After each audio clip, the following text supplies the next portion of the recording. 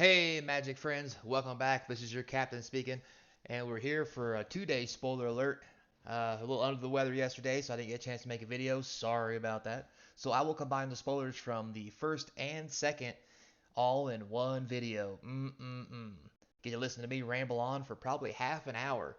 I'm going to try not to do that by going through this rather quickly. If you have any comments or concerns, please put them down in the comment section. I'd be more than happy to talk about them or respond. Also, like, subscribe. It really does help the channel support, and I really do appreciate it. So without further ado, guys, let's get started. So we'll start off with our first spoiler here. We have the Tricksters Talisman. 1 blue artifact equipment. Gives a creature flying when equipped. It's uncommon. Nothing special here. Maybe good in draft. Moving on. Next, we have Reaper's Talisman. It's a 1 black. I noticed a theme here. Equipment artifact. Whenever the equipped creature attacked, it gains death touch in a turn. When the equipped creature attacks alone, the defending player loses 2 life. You gain 2 life. 1 black, equip 2. This one might actually be playable, boys. It's going to be great in draft. Maybe probably not so much in standard. Moving right along. Now here we have something, boys. The Treasure Vault. It's a rare land, artifact land.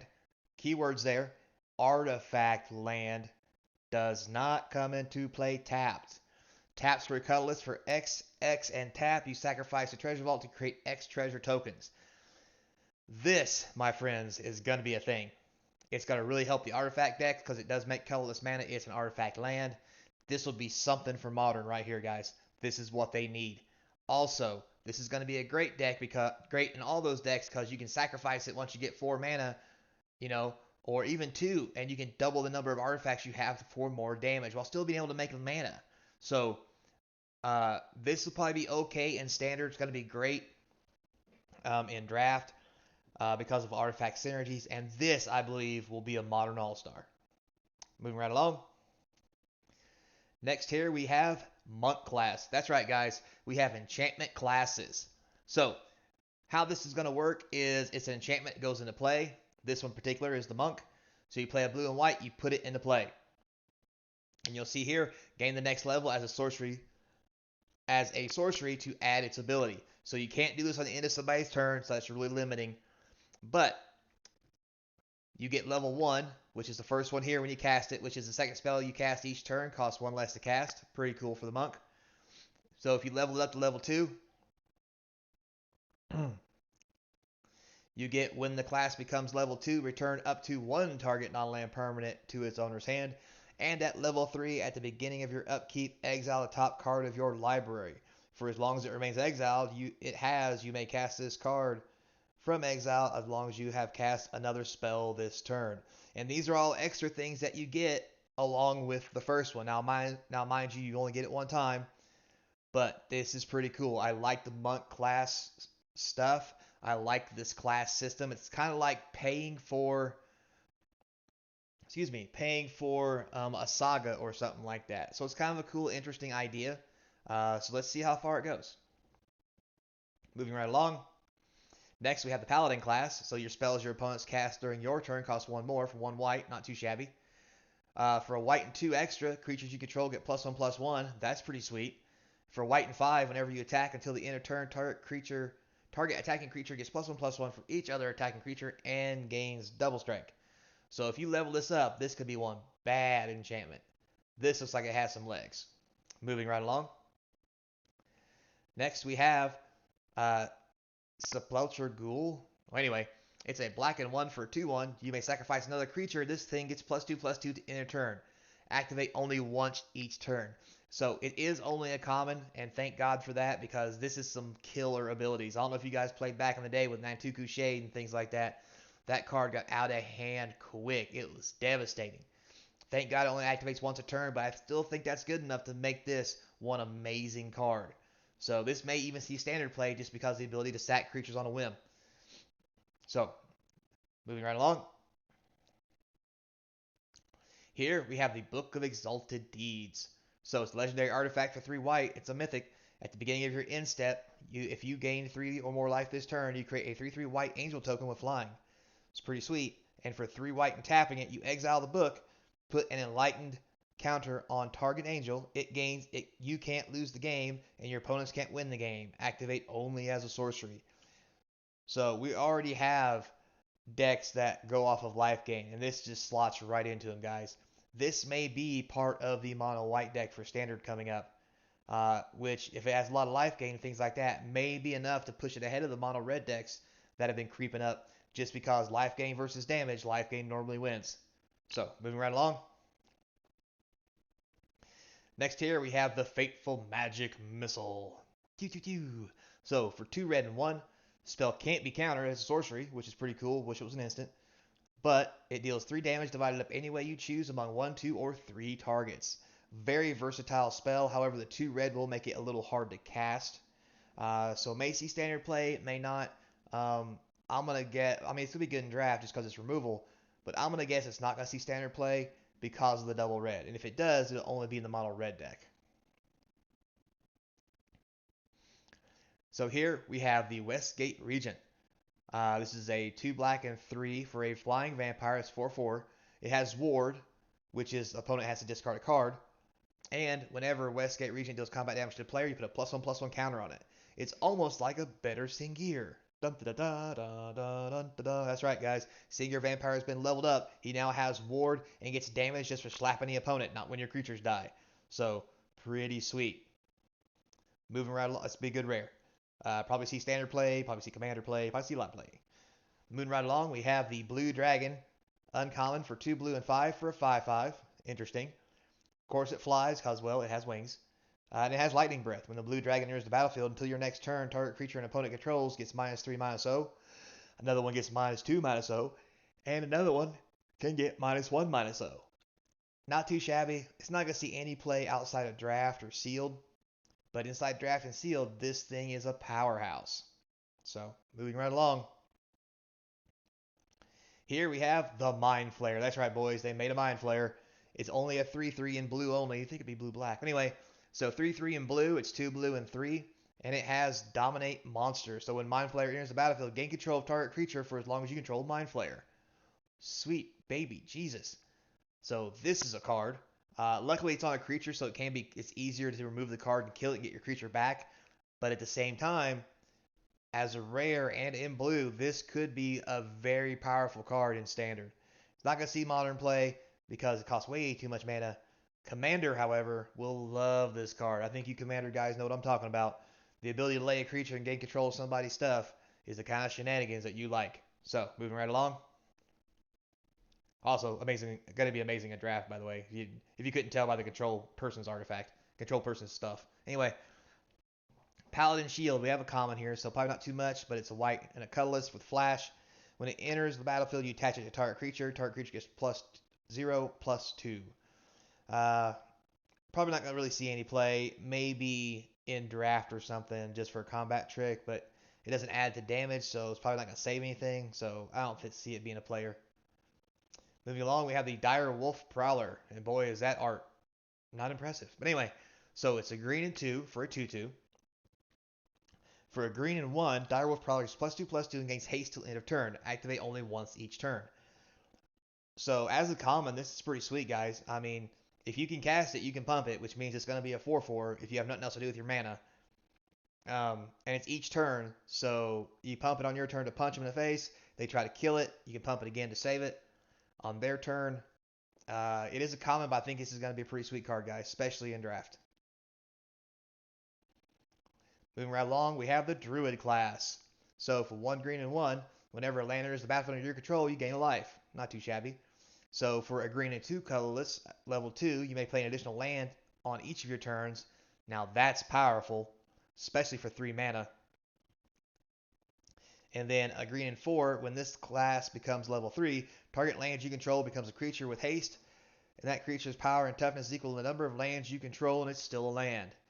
So that means it's at least a 5/5. This sounds pretty versatile, guys. It is an uncommon, but it does sound like it's going to be pretty easy and pretty good.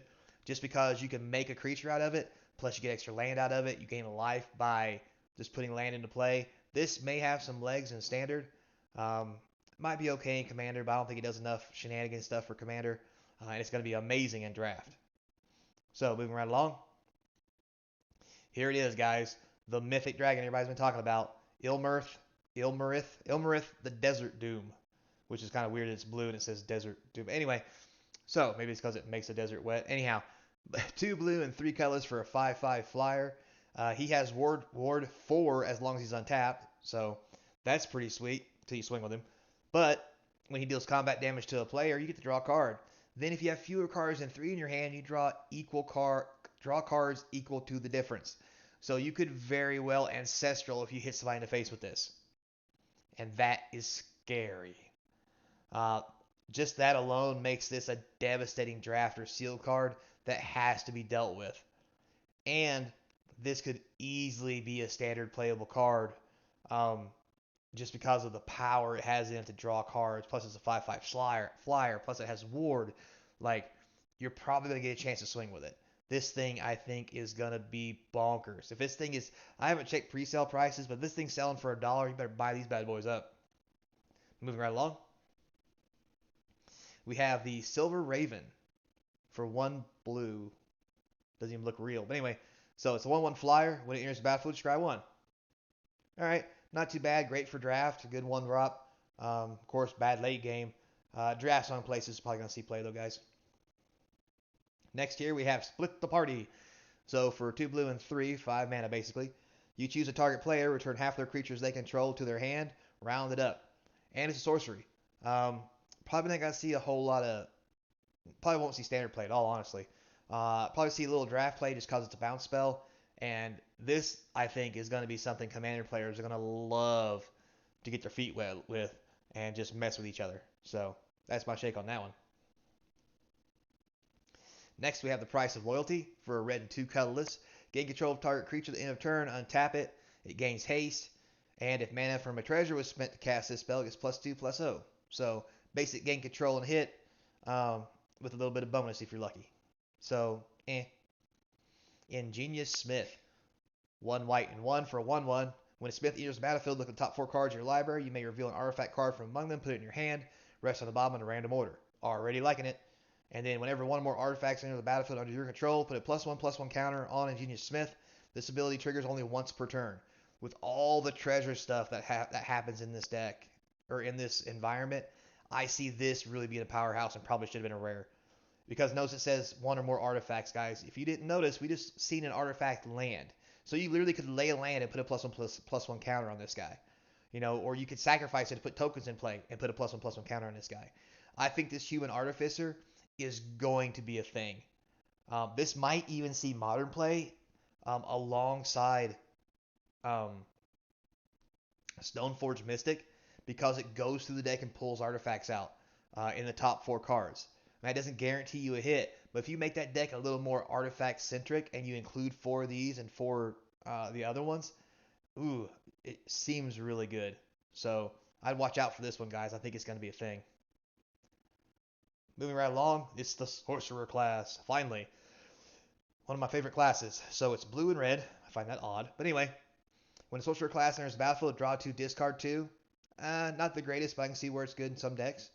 For blue and red again, creatures you control have add a blue or red, spend mana only to make instant or sorcery spells. Or to gain a class level, which is good, because that means you can bump this up.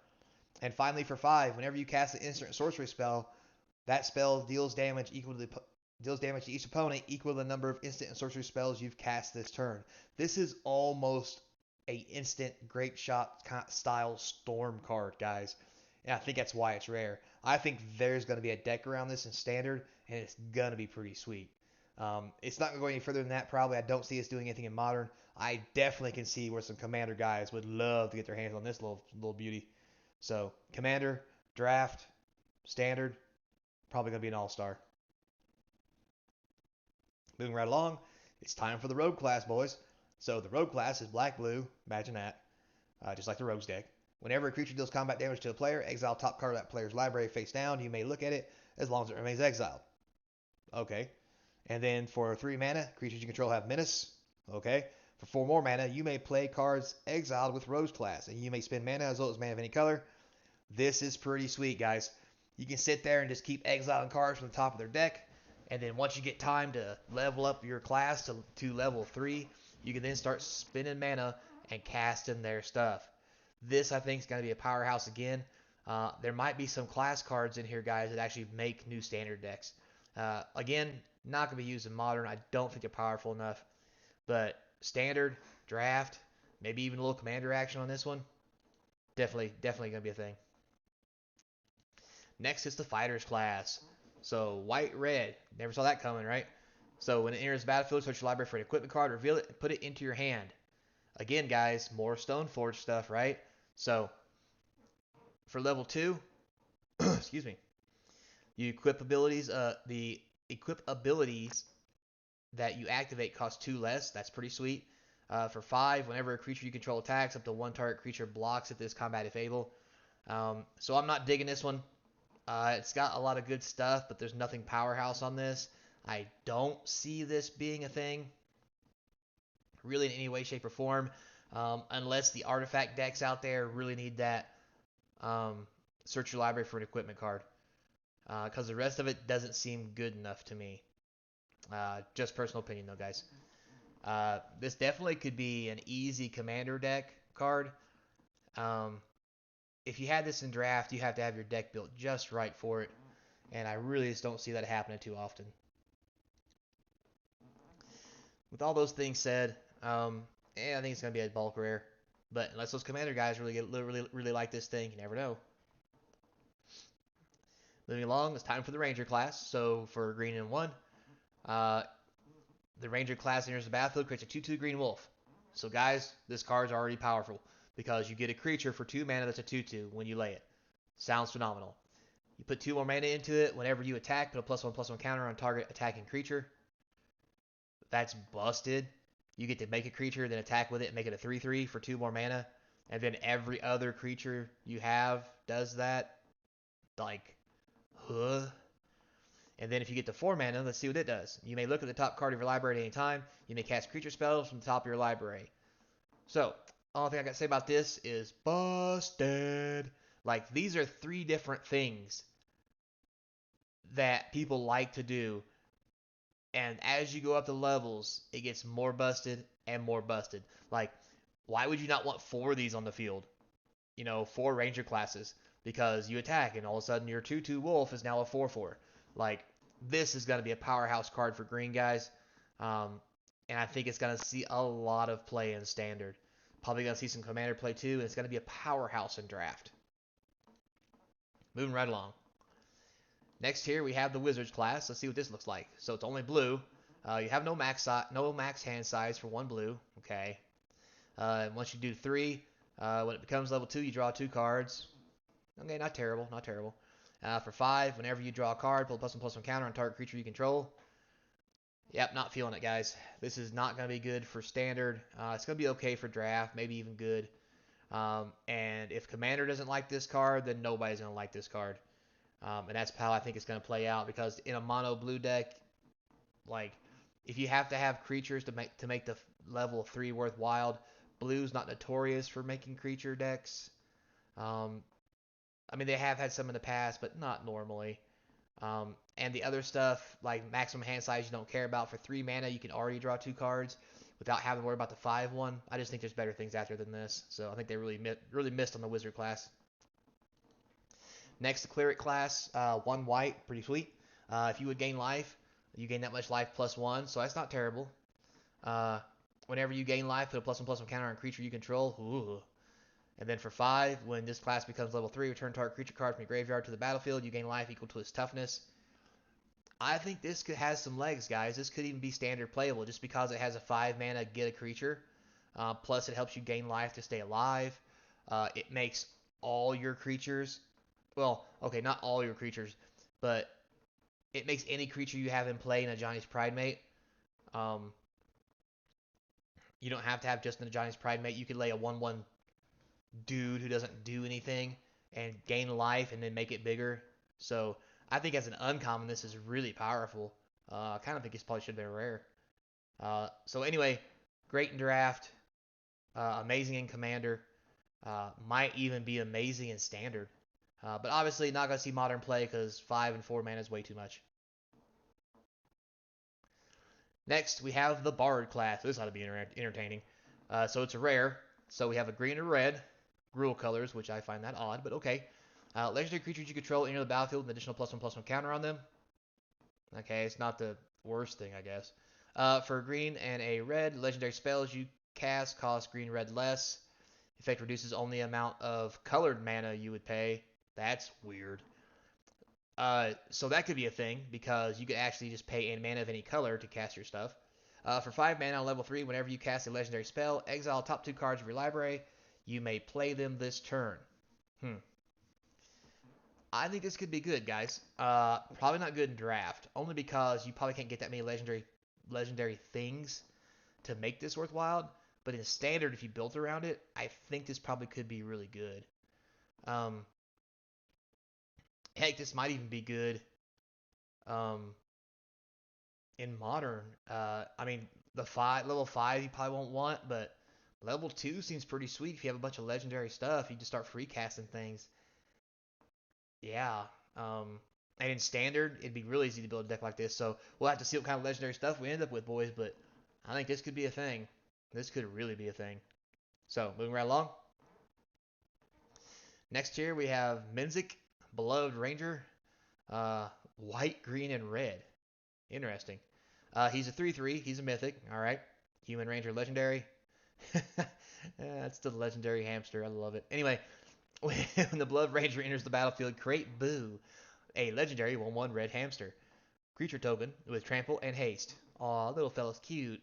X, until end of turn, target creature you control has base power and toughness of XX and becomes a giant in addition to its other types. Activate only as a sorcery. So, this thing is busted. So 3 mana for a 3/3 of 3 colors. It's okay. It is legendary, so the card we just looked at could make this cost 1 white. But the big thing here is, until end of turn, target creature you control has a base power of XX and becomes a giant in addition to his other types. You can target himself.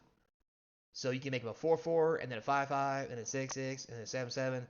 I mean, obviously you're not going to use him first to be swinging. You're going to use a little hamster fella. But, yeah, I think this guy is going to be a great mythic. Although he's in some really weird colors. But he seems powerful. And he's going to be amazing in draft. Oh my god, if you play him in draft and you can't kill him, sweet mother of God, look out. I think it could be good in standard as well. But modern, they don't have mana to sink into this to make it that much dangerous. And there's so much removal that easily kills it. Just don't see it being a modern card. So, moving right along. We have you meet at the Tavern. So for 2 green and 2, you get to choose one. You form a party, look at the top 5 cards of your library, put all the creature cards from among them. You may reveal the creature cards from among them, and put them in your hand. Put the rest on the bottom in a random order. Or you can start a brawl in Tavern, apparently, where your creatures get +2/+2. Decent uncommon. I do like it. It's going to be great for draft. Probably real good for commander. Although, for the mana cost and what it's doing, I don't think it's going to see standard play because I think there's better things you could be doing. And obviously way too much for modern. So, moving right along. Warlock class. Here we go, boys. So, 1 black. That's a good way to start it. At the beginning of each instep, if a creature died this turn, your opponent loses 1 life. That's pretty sweet. There's already those aristocrat decks that are already out there.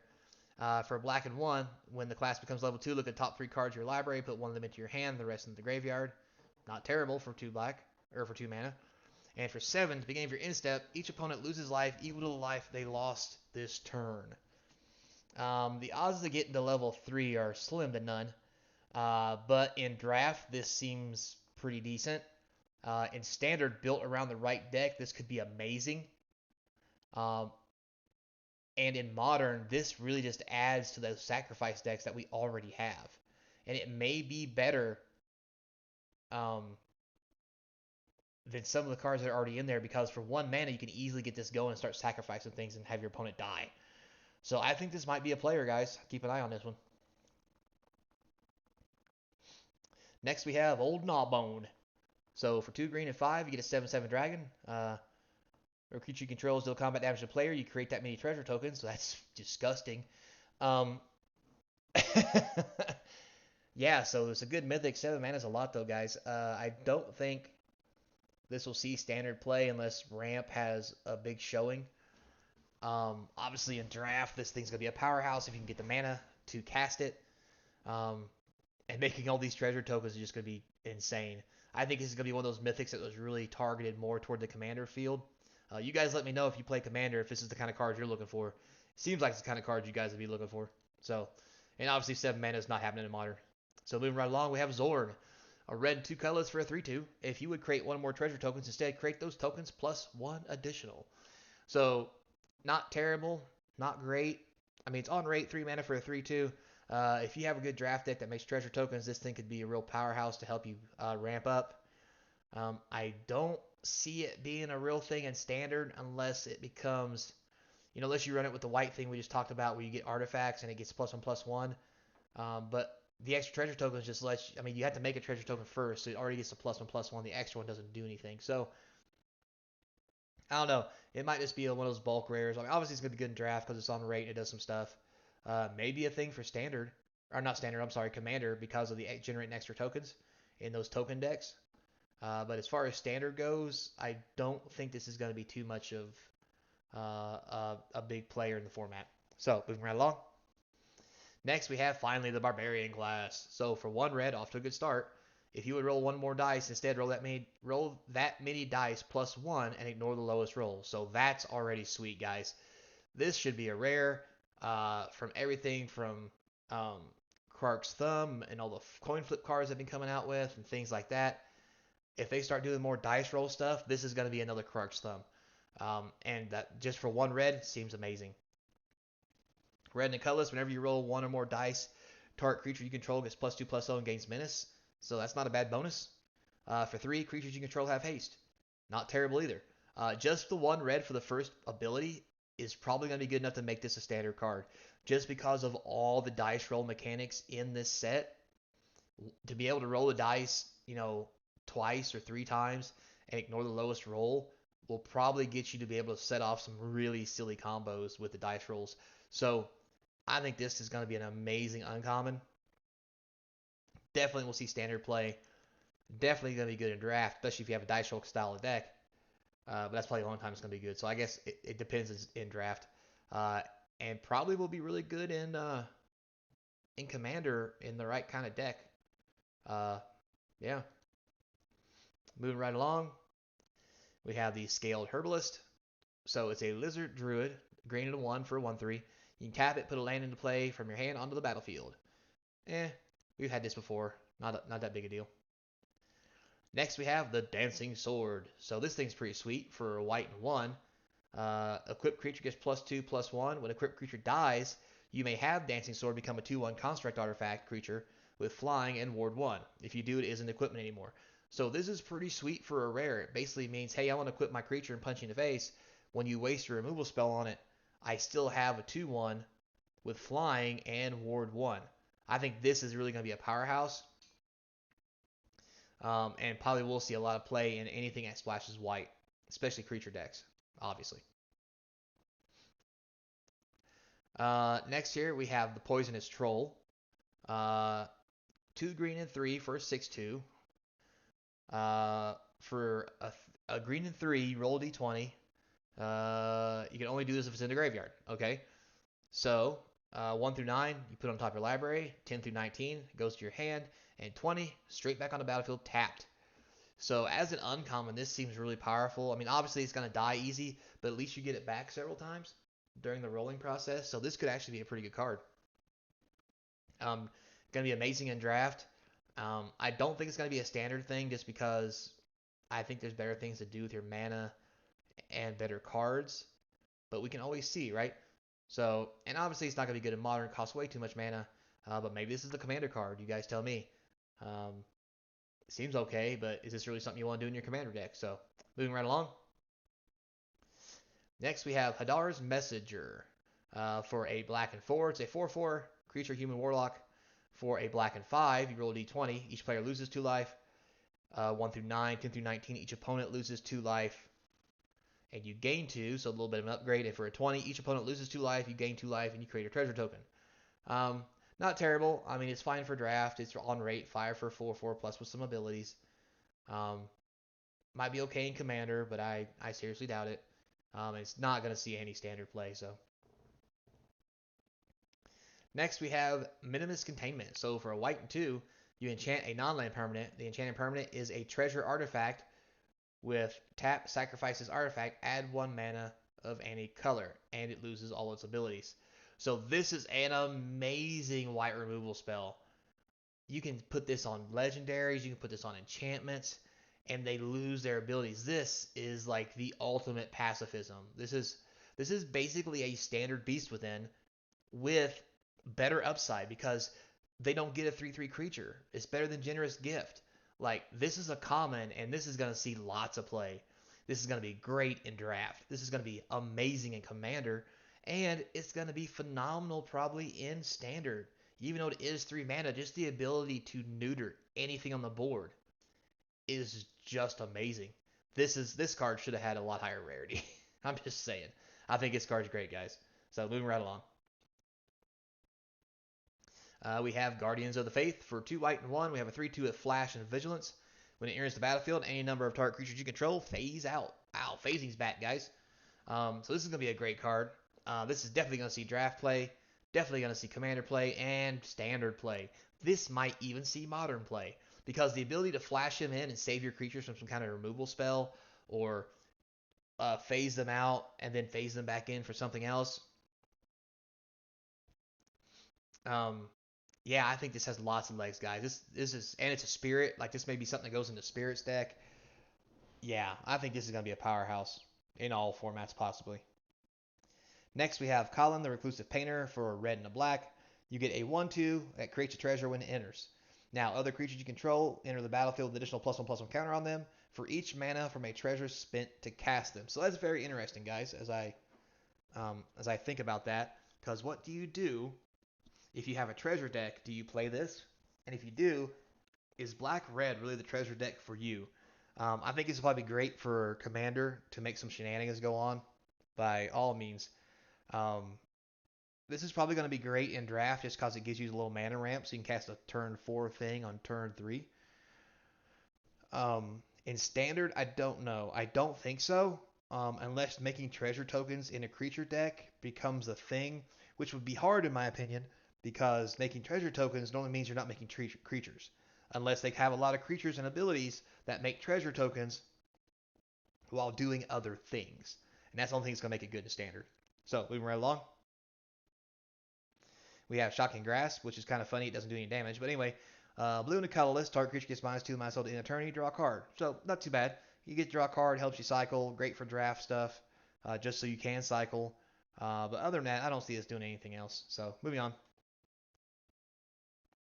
Hulking Bugbear. So 2 red and 3 for a 3/3 with haste. Not terrible. Definitely good for draft. Not good for anything else. End of story. Moving on. So next here we have the Red Dragon. So 2 red and 4 colors for a 4/4 with flying. Fire breathing. When it enters the battlefield, it deals 4 damage to each opponent. So this will be a great card in draft just because it's 4/4 flyer that deals 4 damage to your opponent.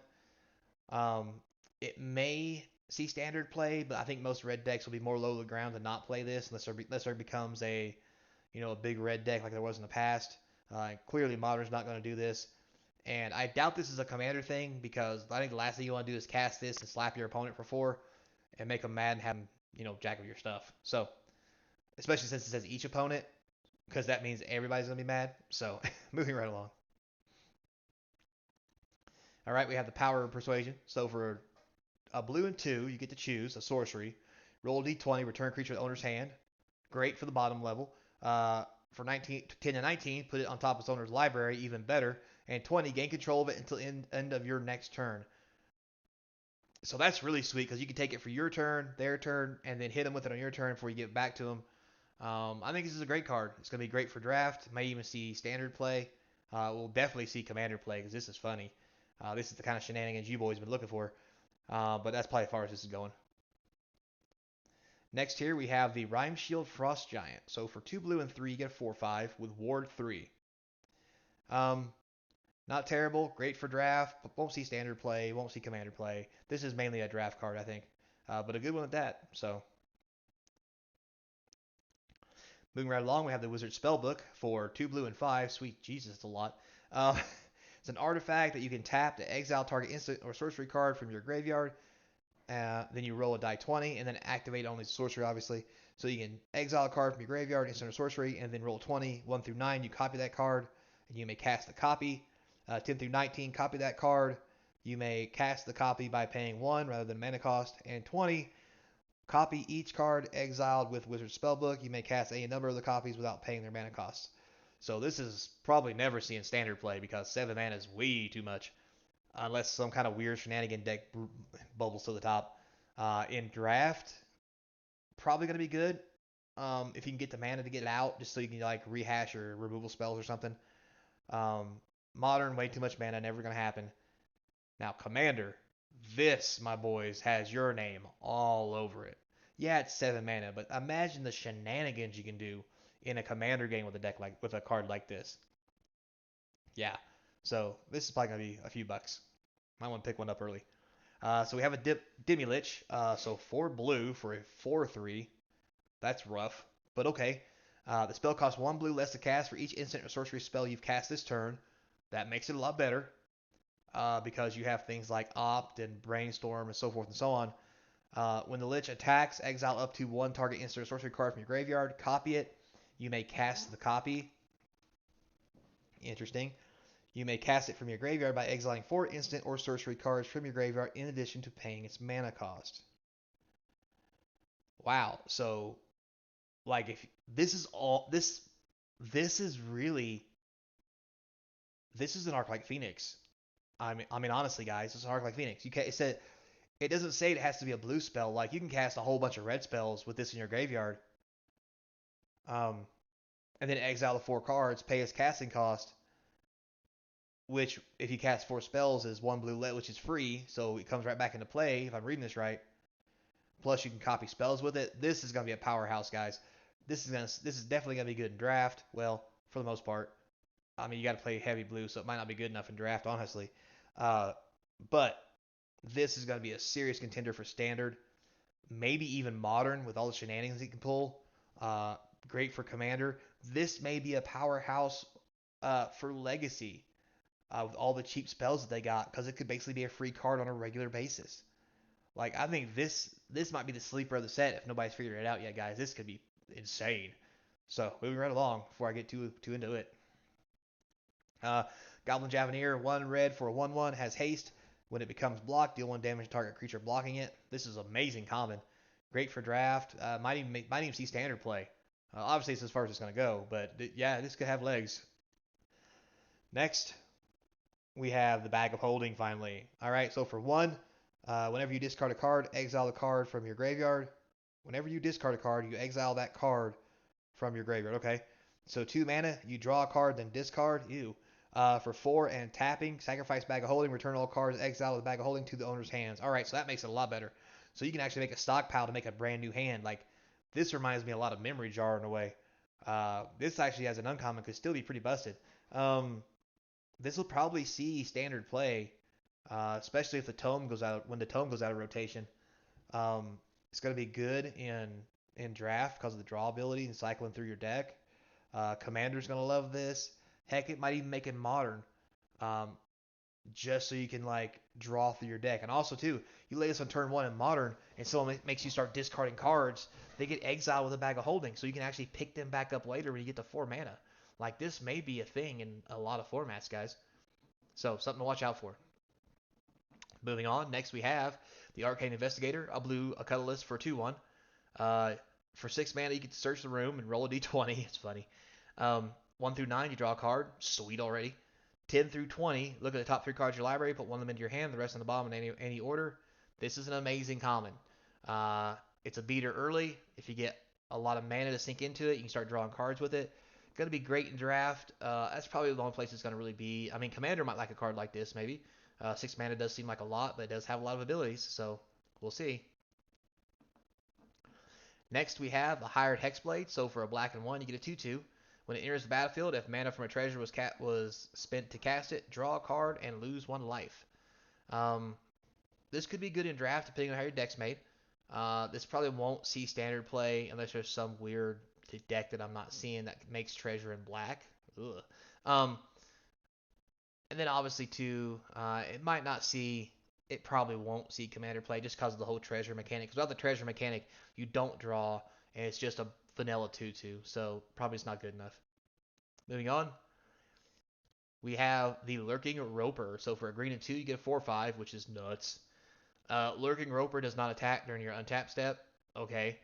Whenever you gain life, untap the Roper. Alright, so but 3 mana, you get a 4/5 that can swing once and block like nobody's business.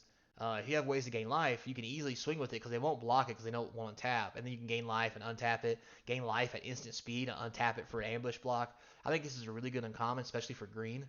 At 3 mana for a 4/5, this will definitely see some draft play.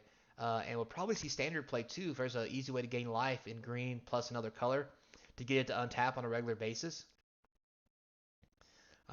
Yeah, maybe it sees commander play. I don't think it does enough for commander, but maybe if somebody really is really into that, that's probably about as far as it's going to go. Moving right along.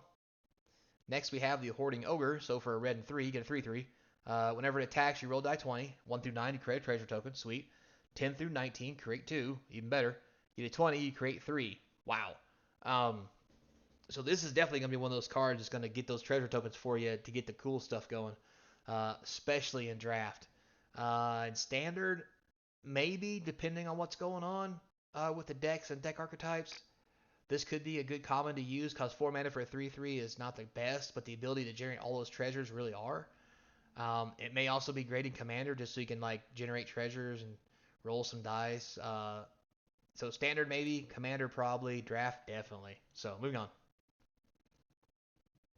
Next we have the Jaded Sellsword. So for a red and 3, you get a 4/3. When it enters the battlefield, if mana from a treasure is spent to cast it, it gains first strike and haste. Okay. Draft and draft only. Moving along. Next, we have the Brazen Dwarf for a red and 1. You get a 1/3. Whenever you roll 1 or more dice, it deals 1 damage to each opponent. So that's pretty funny. This will be great in draft if you have some way to sink mana into a dice roll mechanic. And it could even be good enough for standard depending on how much the dice roll mechanics cost on some cards. We'll have to visit that once we actually get all the cards and see what we can come up with. Because it could be a good common in a deck like that. You just start zapping people for 1 constantly. And if there's enough cards to make a commander deck out of dice rolling, this is definitely going to be a card that's going to be in it. Moving right along. We have the Hill Giant Herd Gorger. Interesting. I just noticed he's got a shepherd's.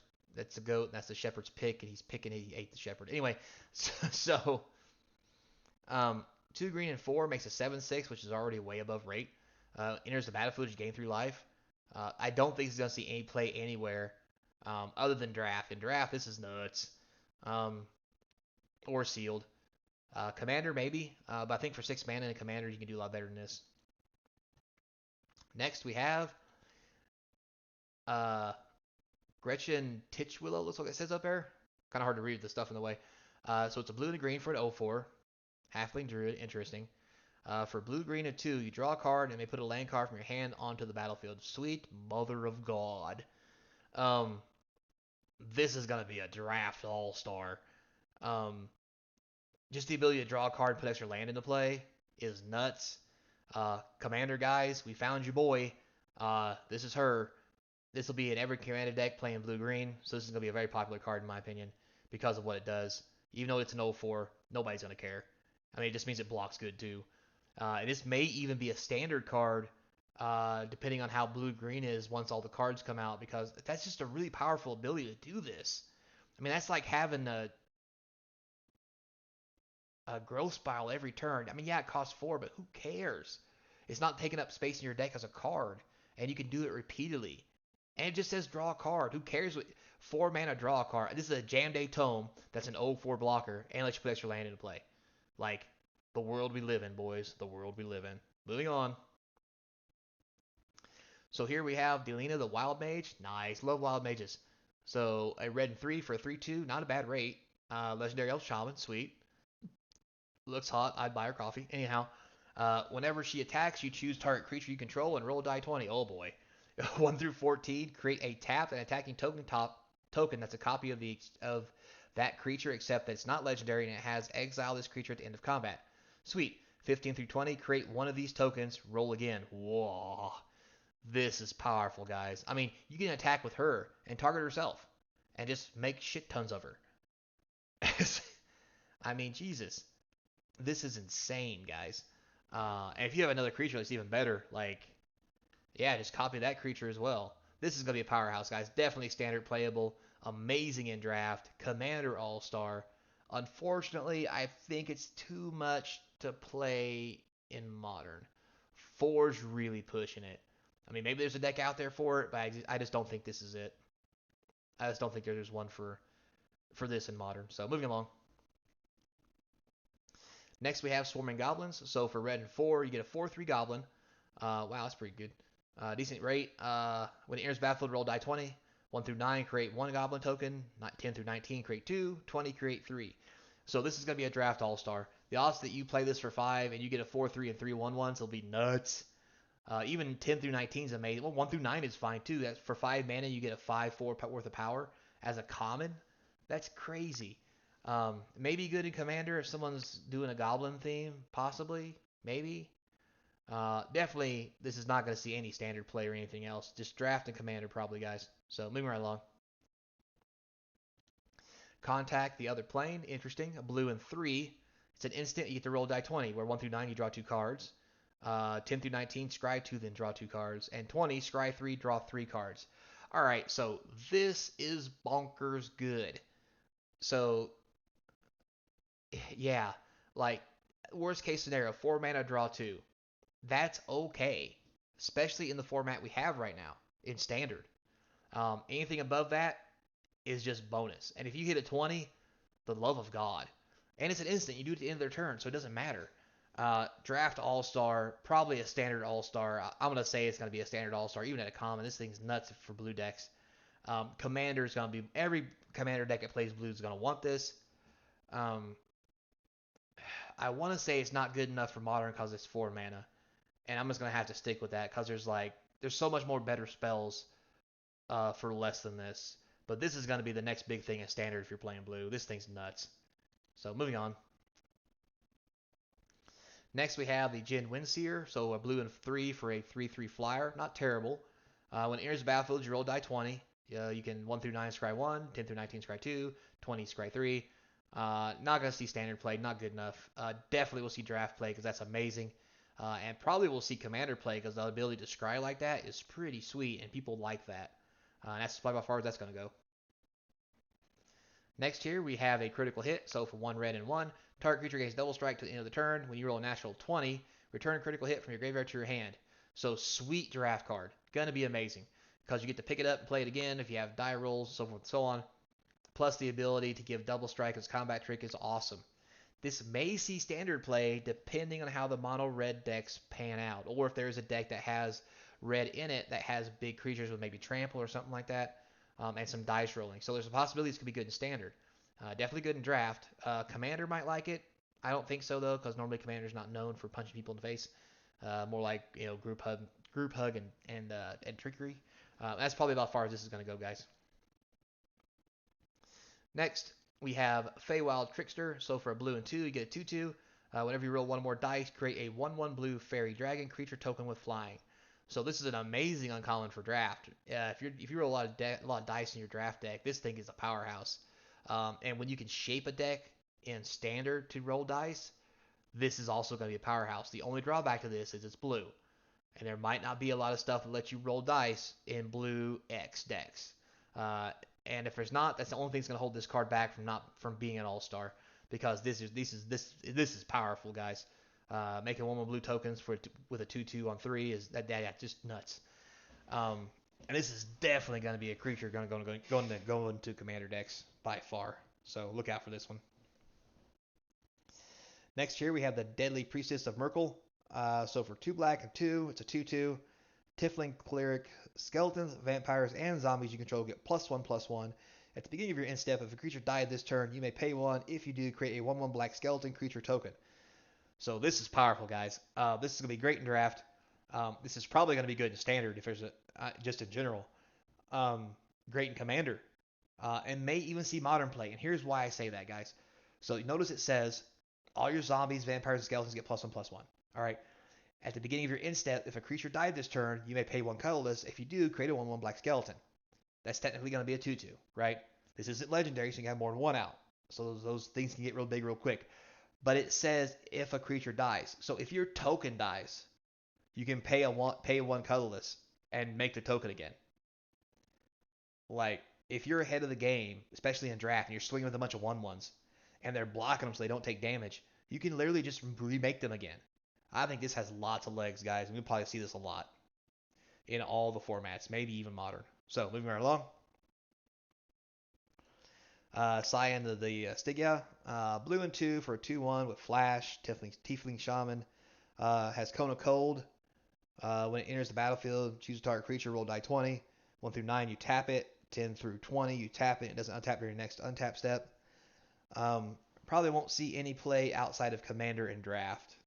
Might be good enough in Standard, but I don't think there's a good enough blue deck that's creature beats, because that's just not what blue does for this to be a thing. But we'll see. Next here, we have the Deck of Many Things. Ah, yes, I remember this. Everybody loves playing with the Deck of Many Things until you get your character blown up. But anyway, so for 5 colorless, you get an artifact. It's legendary. So for 2 and tap, you roll a die 20. I like how it doesn't go away. And subtract the number of cards in your hand. If the result is 0 or less, you discard your hand. Ooh. 1 through 9, return a card at random from your graveyard to your hand. 10 through 19, draw 2 cards. That's pretty sweet. And 20, put a creature card from any graveyard onto the battlefield under your control. When that creature dies, its owner loses the game. Ugh. Ugh. Ugh. Like, so this is going to be a powerhouse, guys. I see a lot of shenanigans with this. If you happen to get off a 20 with this and steal your opponent's creature, and since they own it, you kill it, they lose the game. So this is going to cause a lot of shenanigans. And yes, I see you Commander players in the background back there snickering. You guys are going to be doing this to everybody and their brother. So this is going to be a big Commander card, guys. That's the main place this is going to go. But it probably will see some draft play, and they might even try to get it to work in Standard. But this is going to be a Commander powerhouse card. Moving on, we have the Goblin Morningstar. So for a red and a colorless, it's an artifact equipment that says +1/+1 and trample, equipped for 2. When it enters the battlefield, though, 1 through 9 will create you a red goblin, and 10 through 20 will create a red goblin creature and get this Morningstar attached to it. So that's pretty sweet. Definitely great for draft. May even see Standard play. I doubt it, though, because it doesn't guarantee you an equipped creature. If it did guarantee you an equipped creature for 2, maybe that's a thing. But we'll see. Moving on. Next we have Perpetuous Drop, I guess. Anyway, so for a black and 2, it's an enchantment order to enchant a creature. When it enters the battlefield, you venture into the dungeon. That's pretty sweet. Enchanting creature gets -2/-2. It gets +5/+5 instead, as long as you've completed a dungeon. So this is going to be a great card for draft for removal. And it may be a great removal card in Standard, depending on what kind of decks rise up around completing dungeons. And that's probably about as far as this is going to go. Unless you want to play a dungeon card, unless you're playing a dungeon delve deck in Commander, then this can be a thing. This removal gets you through the dungeon. So yeah, maybe we'll see. Oh, Volo, how we've missed you. Volo, Guide to Monsters. Boy, I remember buying all his books. Anyway, so for a blue, green, and 2 colorless, you get a 3/2. Not too bad. Legendary creature. Whenever you cast a creature spell, it doesn't share a creature type with a creature you control or a creature card in your graveyard. Copy that spell. That's... Ugh. So this will have some shenanigans. This can definitely be good in draft because all your creatures will never match. So you're always making copies. In Standard, you can make a deck that makes sure your creatures don't match. And it will be phenomenal. And the Commander guys, wow, this is made for you. Yeah, this is going to be a very powerhouse card, and I think this is going to be a pretty expensive rare, to be honest with you. Because also, too, who doesn't want to hang out with Volo? Volo's a cool guy. So, moving right along. Next, we have the Pixie Guide. For a blue and a colorless, it's a 1/3 with flying. Grant advantage if you would roll one or more dice. Instead, roll that many dice +1 and ignore the lowest roll. Again, another card that lets you do that. This will make it real easy to make a deck for Commander where you can roll like 3 or 4 dice and get the best one. And maybe that's a Commander theme. I think people are going to make the dice deck in Commander, guys. It's looking that way. Probably be okay for draft. For 2 mana, it's a 1/3 flyer. Probably going to do some damage. If you have a couple dice roll stuff, it'll help. That's probably as far as this is going to go. Next, we have Lightfoot Rogue, black and the colors for 2/1. Has sneak attack. So whenever he attacks, you roll die 20. He gets Death Touch at a 1 through 9. 10 through 19, he gets +1 and gains Death Touch in a turn. And if he gets 20, he gets +3/+0 and gains First Strike and Death Touch. Ooh boy. So this is going to be a powerhouse, guys. This is going to be great in draft. This is going to be great in standard. 2 mana for a 2/1 that can possibly not die because it has Death Touch and First Strike. I mean, Commander may play it too just because of these abilities, but I mean, it's going to depend if they really want to like start swinging on turn 1 or whatever. Because they have to attack, right? Um, and depending on the format and how it shapes, this may see modern play because 2 mana for a 2/1 that could possibly be a 5/1, or at least a 3/1. Not terrible. But I think this is definitely going to be a standard and draft card. Guys, this is going to be good. So moving right along. Next here we have the Eccentric Apprentice. So for a blue and 2 colors, you get a 2/2 flyer. When it enters the battlefield, you venture into the dungeon. That already makes it pretty good for standard. At the beginning of your combat on your turn, if you've completed the dungeon, up to 1 target creature becomes a bird with a base power and toughness of 1/1 and flying until end of turn. So this could be really good to neuter a lot of your opponent's stuff so they can't block. So I see this being really good in draft, maybe in standard. And if there is a dungeon deck for commander, this will probably be in it as well. But yeah, it's a mediocre card. I think it'd be okay. Moving right along, we have Dragon's Disciple. So a blue and one, or I'm sorry, blue. Yeah, it looks blue to me. So a white and 1 colorless for a 1/3.